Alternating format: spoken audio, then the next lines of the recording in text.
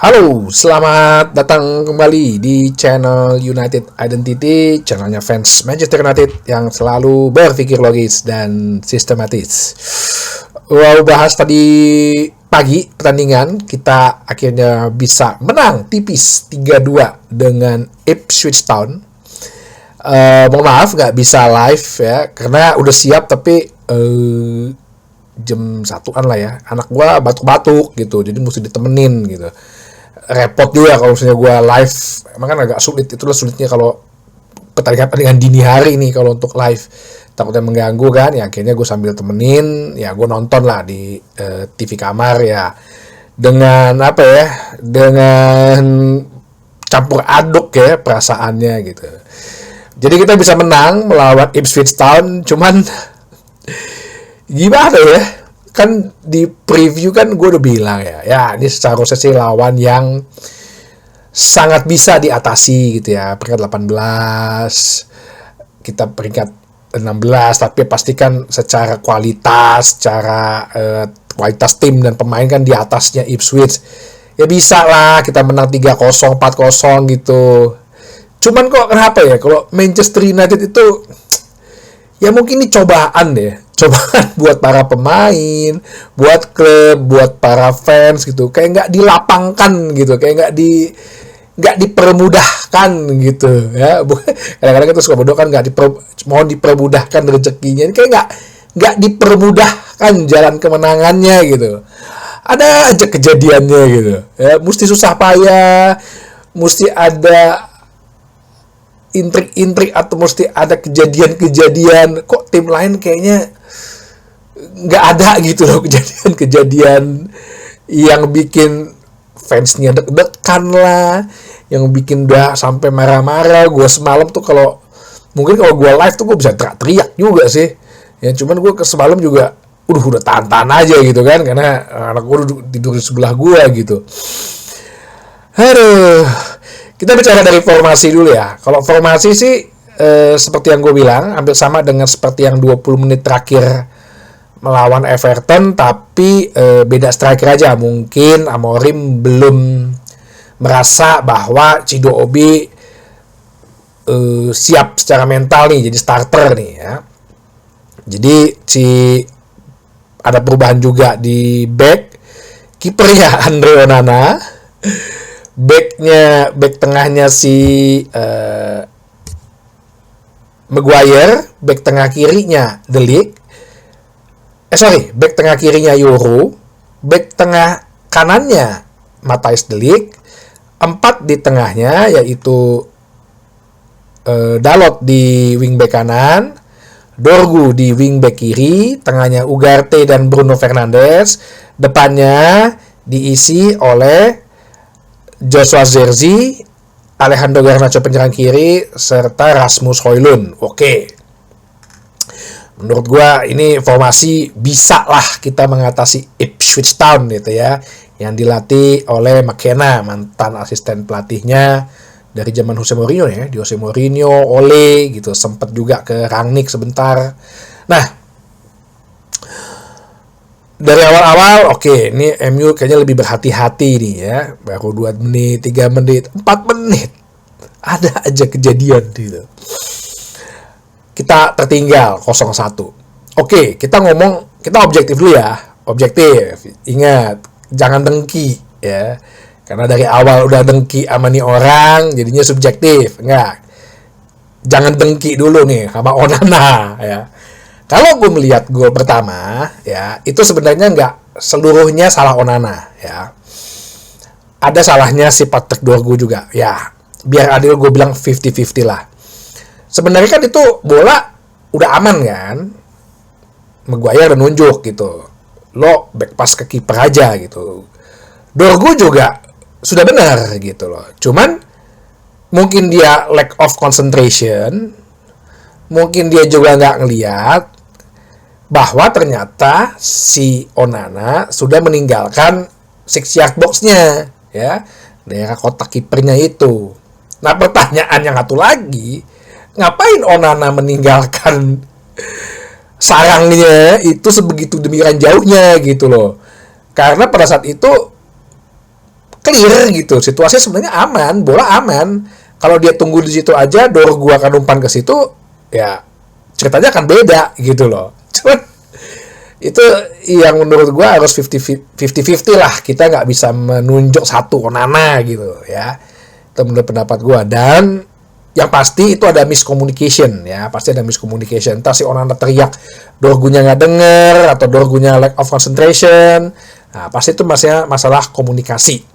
Oke, 0-1 kita tertinggal. Setelah itu sebenarnya sih kita cukup menguasain lah ya. Permainan pada bagus semua. Ya, Dalot lah yang suka masih ngaco-ngaco seperti biasa. Nah, di sebelah sisi kiri Dorgu ini kayaknya cocok nih sama Garnacho nih ya. Garnacho sama Dorgu tuh berkali-kali bisa mengisi ruang-ruang yang kosong gitu. Plus dengan Euro di sisi wingback kiri, sepertinya aman gitu loh ya. Oke lah, kita kuasain game. Kita berapa kali dapat set piece tendangan corner ya, dan cornernya juga dieksekusi dengan bagus. Si Maguire itu juga hampir gol, cuma ditepis.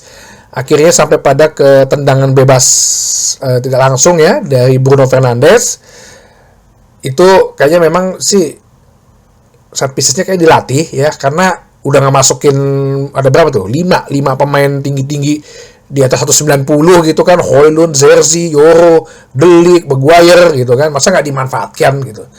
Akhirnya kita dapat gol lah dari gol bunuh diri yang menurut gue sebenarnya eksekusi tendangan bebas tidak langsung itu sih bagus ya.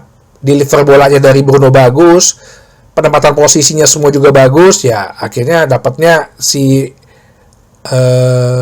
Samursi itu yang membuat masuk ke gawang dia sendiri, jadi kedudukan 1-1. Oke, kita masih bisa kuasai pertandingan itu di menit ke 22. 4 menit kemudian dapat lagi set piece ya, dapat set piece. Kayaknya sih lebih terkoordinasi sih set piece-nya di pertandingan ini. Dari tadi sih gue kayaknya agak bola-bola, nggak terlalu bola-bola deket, lebih kepada bola-bola jauh. Jadi di luar 1 meter area kiper lah ya, nggak ngerubung kayak Arsenal gitu yang ditujukan bolanya ke arah kiper, itu enggak gitu. Kita agak lebih keluar sedikit bolanya.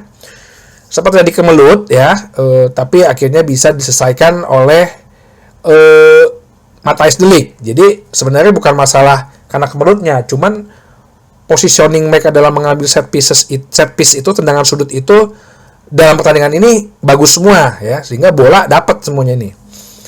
Nah, 2-1 nih kita unggul. Oke, bisa lah nih nambah-nambah 2 gol. Asal permainannya kayak gini aja gitu, kuasain bola. Jangan hati-hati gitu ya. Nah, bicara hati-hati, terjadilah drama lagi di menit ke 43. 3 menit sebelum pertandingan. Oke lah, kita sih terima aja keputusan wasit. Memang dalam keadaan kaki begini ya, cuma kan itu kena bola dulu dikit tipis gitu loh. Gue nggak tahu apa akan appeal apa enggak.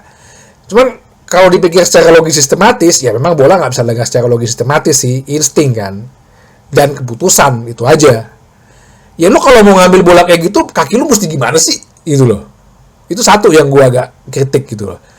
Itu kakinya begini, dia kan ngejulurin kakinya, jadi emang lo mesti kayak harus begini gitu, telapak kaki lo kayak kungfu gitu kan, nggak semua orang bisa. Refleksnya kan adalah begitu lo pengen ngambil tuh bola karena lo ngejulurin kaki, kan telapak kaki lo kebuka gitu loh. Ya tuh setelah bola itu kena kan lo nggak bisa kontrol bola, kaki lo ya kena lah pemain Ipswich. Dianggap wasit itu adalah pelanggaran, jadi straight red card yang membuat Dorgu akan absen di 3 pertandingan domestik ya, tapi di Euro sih dia enggak.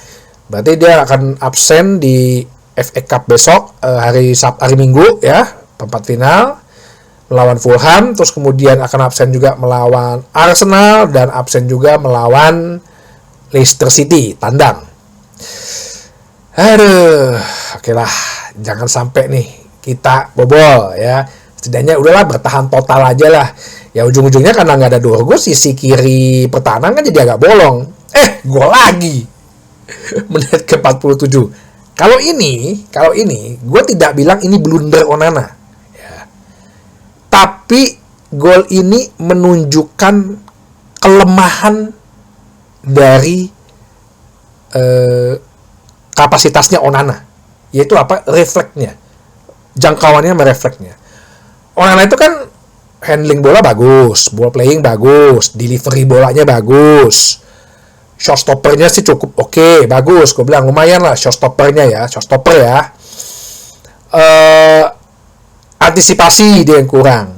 Nah, yang selalu yang gue bilang adalah refleks sama reach-nya. Kalau jangkauan kan memang udah pada tahu semua, kayak tangannya pendek atau gimana Pak, ini nggak bisa ngejangkau gitu. Cuman refleksnya itu kan sebenarnya bola arahnya nggak berubah gitu loh. Cuman karena beda 1 detik aja lo membuat ada yang terkecoh gitu, karena kakinya si Maguire begitu kan, sehingga lo pikir bola itu aman, ternyata enggak. Itu kan sebenarnya 1 detik gitu loh ya.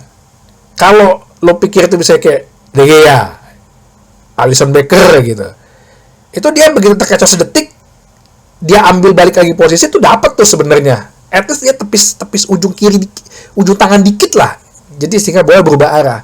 Ini kan enggak. Nah, ini yang menunjukkan sebenarnya bukan blunder kalau bagi gue. Itu menunjukkan kelemahannya ya, kelemahannya Andre Onana. Ya, kelemahan atribut dia sebagai goalkeeper. Di babak kedua ya pastinya sih gue bilang bakal ada pergantian gitu ya. Gue pikir ternyata Højlund yang akan diganti, karena Højlund gue lihat ilah nih anak ribet berjibaku sama ininya tuh gak? Sama back lawan gitu loh, bukan cari space gitu. Gue pikir si Højlund, ternyata Garnacho yang diganti ya. Oke, menurut gue sih ini keputusan pelatih ya, karena permainan pun akan lebih ke low block gitu loh, lebih ke low block. Dan akhirnya si Garnacho diganti oleh Mazraoui ya, cukup wajar ya, cukup wajar menurut gua. Jadi untuk si Mazraoui di kanan, Dalot pindah ke kiri, oke, no problem. Justru pemainnya lebih bagus sebenarnya ya, bola-bola passingnya dapet gitu. Dan kita bisa colong gol dulu, colong gol dulu 2 menit babak pertama awal mulai. Dari set piece lagi ya, menurut ini set piece-nya pertandingan ini bagus semua, koordinasinya, penempatan bolanya, positioning para pemainnya itu bagus di pertandingan ini. Akhirnya gol oleh Maguire.